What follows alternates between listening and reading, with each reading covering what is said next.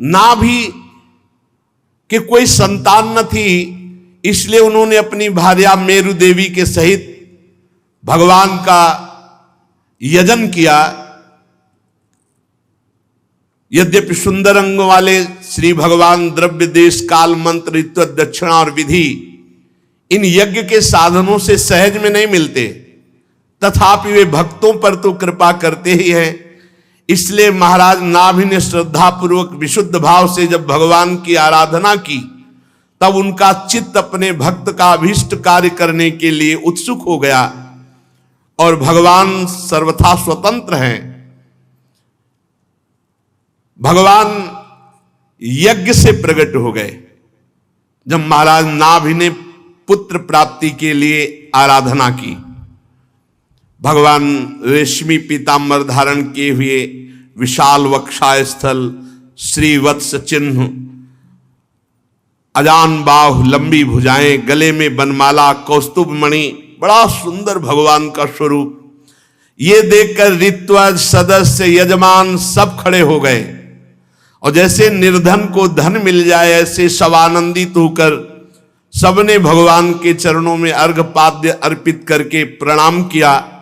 और फिर ऋत्वजों ने कहा, हे पूज्यतम, हम आपके अनुगत भक्त हैं, हमारे आप परम पूजनीय हैं, इसलिए बार बार मैं आपका पूजन करता हूं, किंतु हम आपकी पूजा करना क्या जाने, हम तो बस आपके चरणों में प्रणाम करते हैं और महापुरुषों से जो सीखा है वही हम आपकी सेवा करते हैं।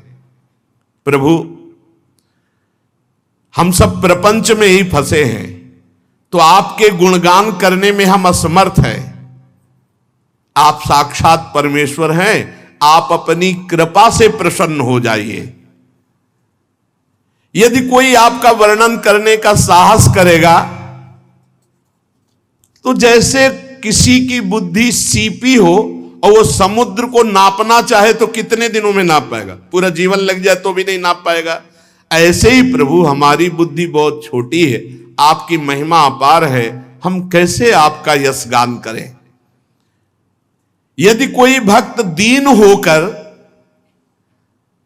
एक पत्ता, तुलसी, दूब का अंकुर या कोई फूल या कोई फल दे दे तो आप बहुत मानकर संतुष्ट हो जाते कि इसने बहुत दे दिया। दीन होकर, दैन्य होकर के। प्रभु, हम तो समझते हैं कि आप केवल अपनी कृपा से प्रसन्न होते हैं। ब्रह्मादिक परम पुरुषों की अपेक्षा आप सर्वाति श्रेष्ठ है। हे यज्ञ पुरुष, हमने तो बुलाया भी नहीं हो, आप करुणावश आ गए हैं, ये आपकी अहेतुकी कृपा है। पूज्यतम, हम सबसे बड़ा वरदान ये पा गए कि ब्रह्मादिक के वरदायक आपका दर्शन पा गए, हमारे नेत्र सफल हो गए, हमारा जन्म लेना सफल हो गया। नेत्र की सफलता, जन्म लेने की सफलता, भगवान का साक्षात्कार। आपका दर्शन तो वो पाते हैं जो रात दिन आपका मंगलमय चिंतन करते रहते हैं और वैराग्य से प्रज्वलित हुई ज्ञानाग्नि के द्वारा अंतःकरण के राग द्वेष को भस्म कर देते हैं और जिनका स्वभाव सम और शांत है, वो आत्माराम मुनिगण आपका दर्शन पाते हैं। प्रभु,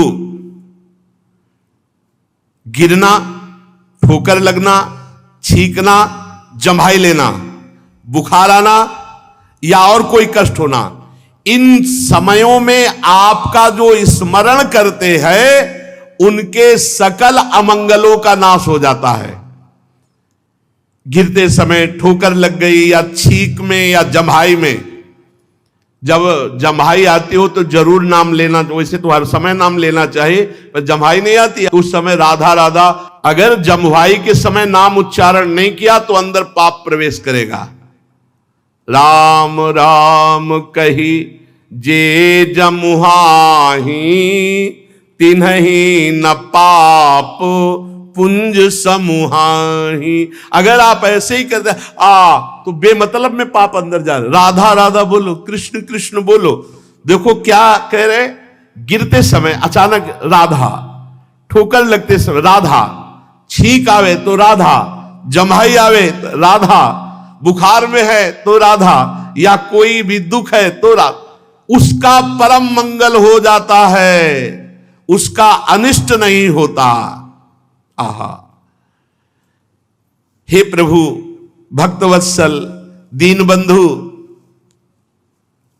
एक प्रार्थना और है। प्रभु कोई ऐसी वस्तु नहीं त्रिभुवन में जो आप दे न सके, फिर भी आपसे कुछ मांगना ऐसा है जैसे चक्रवर्ती सम्राट से भूसा मांगना, पर हम मांग रहे हैं अपने लिए नहीं, अपने यजमान के लिए। हमारे यजमान राजर्षि नाभ हैं, इनके कोई संतान नहीं है, और ये यज्ञ भी संतान के लिए ही कर रहे थे। आप कृपा करके प्रकट हुए हैं, तो प्रभु वैसे आपकी माया का पार पाना बड़ा कठिन है, हम माया से ही प्रेरित होकर बोल रहे हैं। देवादिदेव आपकी कृपा से सब काम बन जाता है, इसलिए हम अज्ञानियों की धृष्टता क्षमा करें और मेरे महाराज को पुत्र हो ऐसी आप कृपा करें। भगवान ने कहा कैसा पुत्र हो चाहते हो? तो समस्त ऋतुजों ने कहा प्रभु जब आप प्रकट हुए हो तो आप ही जैसा पुत्र हो।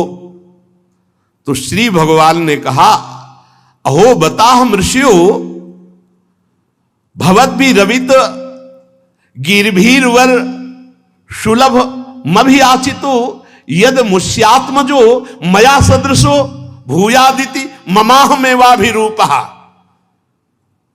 ऋषियों बड़े असमंजस की बात कह दी, मेरे जैसा पुत्र तो मैं ही हूं।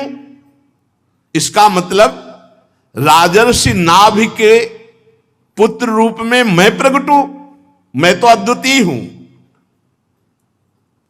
मैं नाभि के यहां अवतार लूंगा। आप सब ऋषियों की प्रार्थना स्वीकार हुई। महारानी मेरु देवी के सुनते हुए भगवान अंतर ध्यान हो गए। परीक्षित, उस यज्ञ में महर्षियों द्वारा भगवान के प्रसन्न किए जाने पर नाभि का परम प्रिय हुआ। महारानी मेरु देवी के गर्भ से महाराज नाभि की पत्नी मेरु देवी शुद्ध सत्यमय विग्रह धारण करके भगवान ऋषभ देव जी के रूप में प्रकट हुए। भगवान का अवतार परमहंसों के चर्या, अवधूतों की चर्या, ये मार्ग प्रशस्त करने के लिए भगवान ऋषभ देव जी के रूप में प्रकटे।